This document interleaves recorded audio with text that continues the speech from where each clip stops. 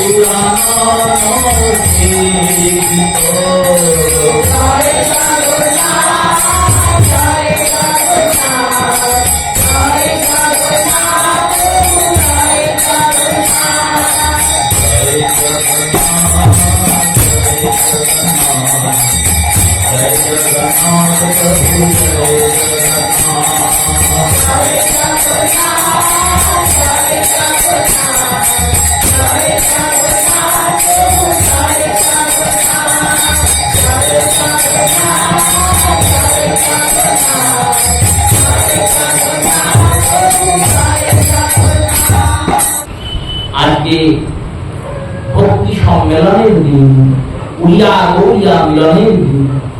আজকের দিনে উড়িয়াগণের সঙ্গে মিলন করবেন বলে গৌরিয়াগণ যাবেন। কেমন করে যাচ্ছেন না, সবার আগে সতীমাতার কাছে, সতীমাতার কাছে এসে উপস্থিত হয়েছেন সবাই। আর সবাই উপস্থিত হয়ে মাতা সতীর কাছে আজ্ঞা চাইছে, এই সতীমাতা আমাদের আজ্ঞা দাও, আমরা তোমার গৌর সুন্দরের কাছে যাব, তোমার কাছে আজ্ঞা নিয়ে আমরা তার কাছে যাব। কারণ প্রভু তো নিজ মুখে বলেছেন, আমি 4 জায়গায় অবস্থান করি দিনরাত, শচীর রন্ধনে শচীর কাছে থাকি, আর রাঘবের ভবনে, শ্রীবাসের অঙ্গনে, আর নিত্যানন্দ সনে, এই চতুর্বিধ রঙ্গে করি নিত্য অবস্থান। ইহাতেই জানিবে যে মোর অধিষ্ঠান। সেই 4 জায়গায় যে আমি থাকি, তার মধ্যে শচীর রন্ধনে থাকি, শচী মায়ের যে ভোগদ্রব্য সেটি আমি প্রতিদিন সেবা করি। এই মা শচী আমাকে খাওয়াতে ভালোবাসে, আমি খেতে ভালোবাসি। এই শচী মায়ের রন্ধন ভোজ্য বস্তু, ভোগ্য বস্তু সেবা করেন। তাই সবাই উপস্থিত হয়েছেন শচী মায়ের চরণে, আজ্ঞা চেয়েছেন, আজ্ঞা পেয়েছেন। আজ্ঞা নিয়ে সবাই আনন্দে নবদ্বীপ থেকে ধীরে ধীরে চললেন এগিয়ে। এই যে সময়টা, এটা অনবসর কালের মধ্যে অতিবাহিত হয়ে গেছে। এই সময়টাতে সবাই আজ্ঞা নিয়ে নবদ্বীপ থেকে উপস্থিত হয়েছে রাঘবের ভবনে। সবাই একত্রিত হয়েছে, সমস্ত গৌরীয় বৈষ্ণবেরা। আর সেই গৌরীয় বৈষ্ণবের সামনে দুজন নৃত্য করতে করতে যাচ্ছেন, একজন নিতাই চাঁদ আর একজন শ্রী অদ্বৈত চন্দ্র। 2 প্রভু চললেন মহাপ্রভুর সঙ্গে মিলিত। এই 3 জনই তো প্রভু দত্ত। শ্রীবাস এসে জুটেছেন, কুমারহট্ট থেকে সবাই এসে জুটেছে। বাবাজি গোসাই পদ্মে হরিদাসের নামটা উল্লেখ করেছেন, বললেন হরিদাস এলো থেকে। হরিদাস তো মহাপ্রভুর কাছেই থাকেন, সিদ্ধ বকুলে, তার তো আসার কথা নয়। হরিদাস ঠাকুর জানেন মহাপ্রভুর কাছে এনারা পৌঁছাবেন, তাই আগে থেকে গিয়ে সাক্ষী গোপালে হরিদাস অপেক্ষা করছেন। এই সাক্ষী গোপালের রাস্তা হয়েই তো এনারা আসবেন, এনাদের সঙ্গে আমি সেখান থেকে মিলিত হব। একটি একটি করে পর্যায়ক্রমে তীর্থ দর্শন করতে করতে, দেবালয় দর্শন করতে করতে তারা চললেন নীলাচলের পথে।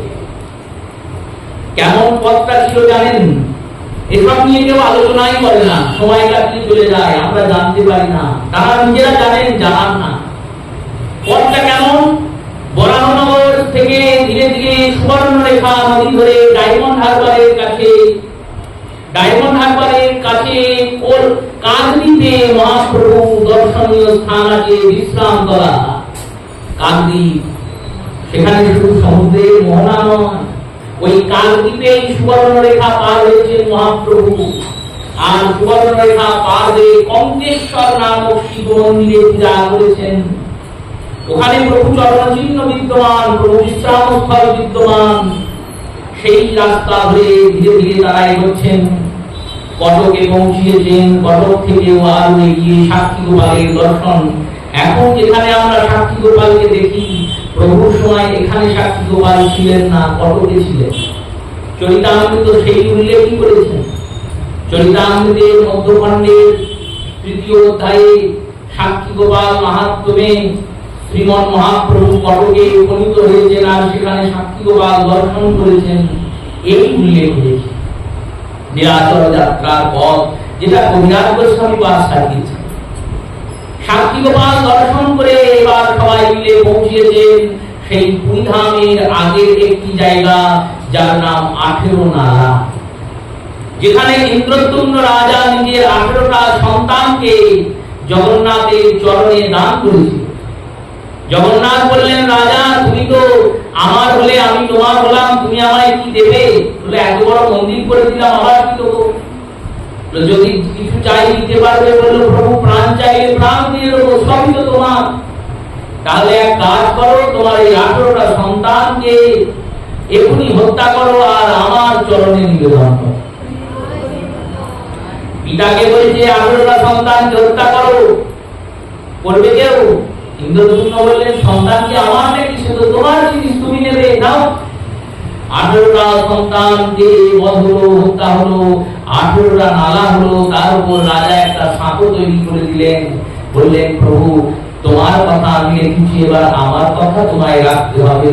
জগন্নাথ বললেন, কি কথা শুনি? না, যত ভক্ত আসবে সবার পদধূলি আমার ওই সন্তানদের উপর পড়বে। 18টা সন্তান, ওই যত ভক্ত পুরী আসবে 18 নালার উপর দিয়ে পার হবে।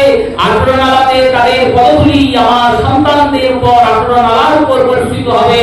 আর সর্বশেষ জগন্নাথ বললেন, শোনো, শুধু ভক্তদের পদধূলি পড়বে না, স্বয়ং আমি যখন গৌর হয়ে আসবো তখন আমার পদধূলিও 18 নালাতে। সেই 18 নালাতে গেলে শ্রীচক্র দর্শন হয়, দূর থেকে জগন্নাথের চক্র। আর ওই জগন্নাথের চক্র দর্শন মানেই জগন্নাথ দর্শন। জগন্নাথের চক্রকে দর্শন করা মানেই জগন্নাথের দর্শন সমতুল। তাই সমস্ত গৌরীয় বৈষ্ণবদের মনে আনন্দ। সেই আনন্দ পল্লবে তারা যখন ভাসতে ভাসতে আনন্দিত হয়ে ধীরে ধীরে অগ্রসর হয়েছেন, তখন গৌর সুন্দর আর থাকতে পারেন নাই। তিনি গম্ভীরা ছেড়ে ছুটতে ছুটতে বেরিয়ে এসেছেন। আর বেরিয়ে এসে ওই 18 নালা থেকে তাদেরকে নিয়ে গিয়ে সিংহদ্বারে উড়িয়ার গৌরিয়াদের মিলন হয়েছে। তেমন ভাবেই যেন আমরা গৌর সেবা করতে পারি, এই বলে আজকে এই উড়িয়া গৌরিয়া মিলন কীর্তনের মাধ্যমে হরিকথা অবসর দেওয়া হবে। সচি মাতার আজ্ঞা লইয়া সকল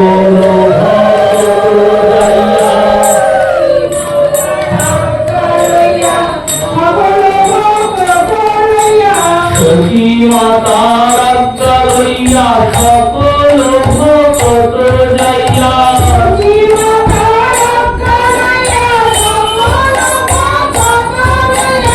রাও মাদি রায় রাও, প্রাণ গৌর দেখিতে যাব, পদধূলি শিরে দাও মা,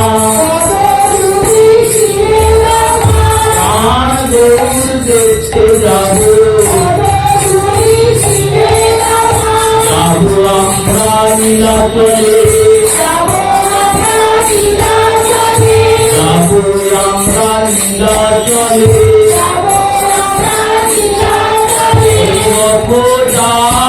যাত্রাকালে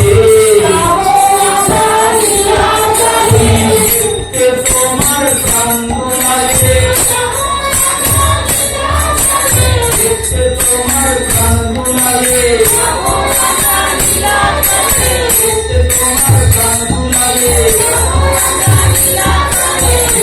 তোমার প্রাঙ্গণে, তোমার প্রাঙ্গণে,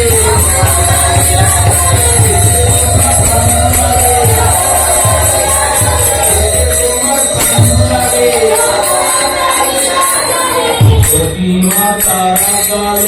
সকল ভক্ত যাইয়া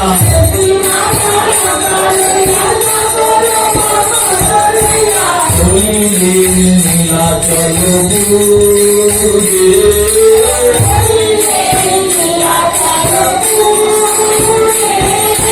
শ্রীনিবাস হরিদাস অদ্বৈত আচার্য পাঠ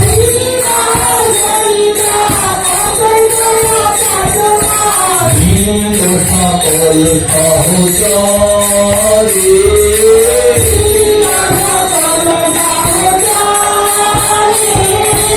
চলিল পাগলের দল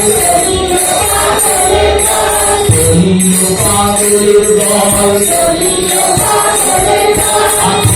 তার গরুর বলে গরুর লীলা গাইতে গাইতে দূরে যায় রে ঠাকুর সিংহতে মিলতে ঠাকুর সিংহতে মিলতে ঠাকুর সিংহতে মিলতে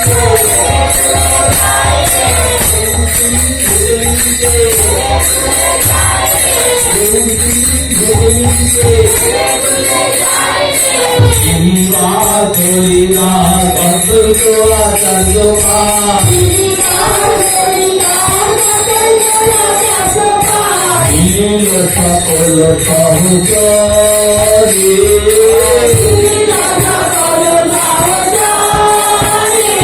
আর নিতায় অদ্বৈত সঙ্গে নীল কৌতুক রঙ্গে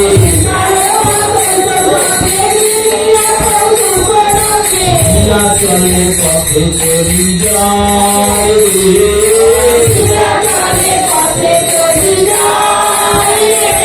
আগে অতি উৎকণ্ঠিত মনে হেরিতে গৌরাঙ্গ ধনে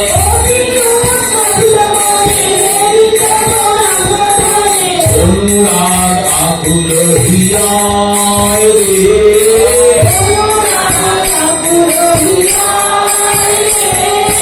পথে যত দেবালয় করিতারে দর্শন তোমরা সবাই কৃপা করো কত দেব দেবীগণ দেখতে যাবো সখী বুলালে দেখতে যাবো সখী বুলালে কৃপা করো সবাই মিলে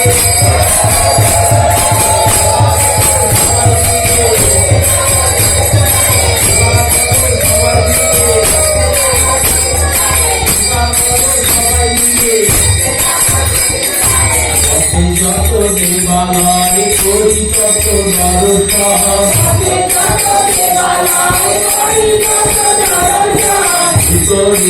আঠের নালা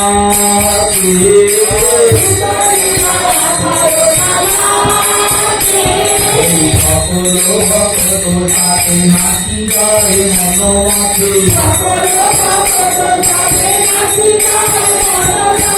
তাই সবে গৌরাঙ্গ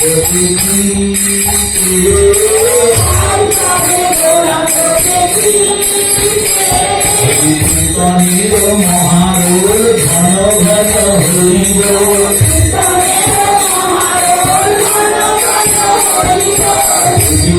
আনন্দ গৌরাঙ্গ দর্শন কাজে সবে বলে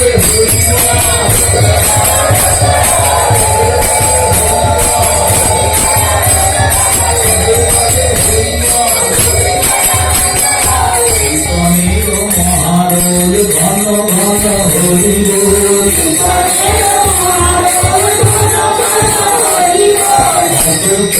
তাই মাঝে নাচে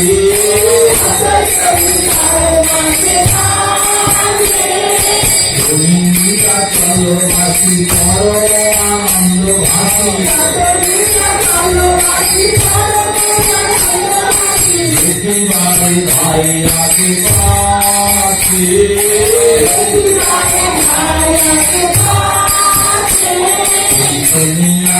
গৌরাঙ্গ হরি সর্বাধি সঙ্গ করি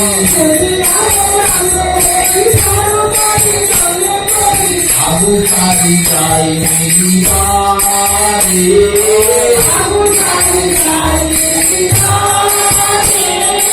মিলিবার সবর সঙ্গে আনন্দ কৌতুক রঙ্গে অমিলিঙ্গ সবার সঙ্গে আনন্দ কৌতুক রঙ্গে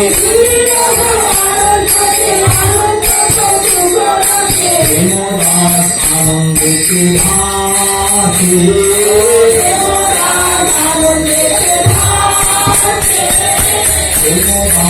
আনন্দেতে ভাসে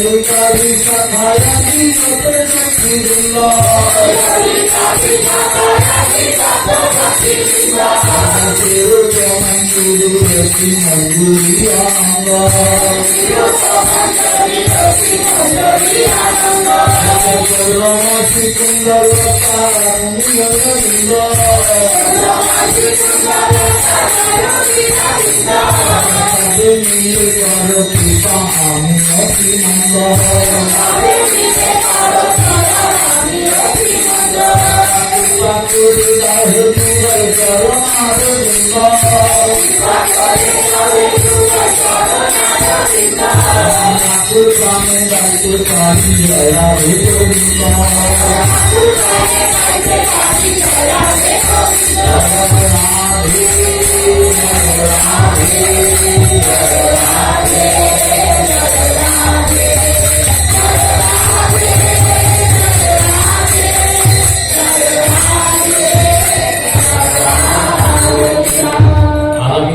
সন্ধ্যা 7টা থেকে এই বড় প্রসঙ্গ রাঘবের ঢালি সেই উৎসব কীর্তন হবে।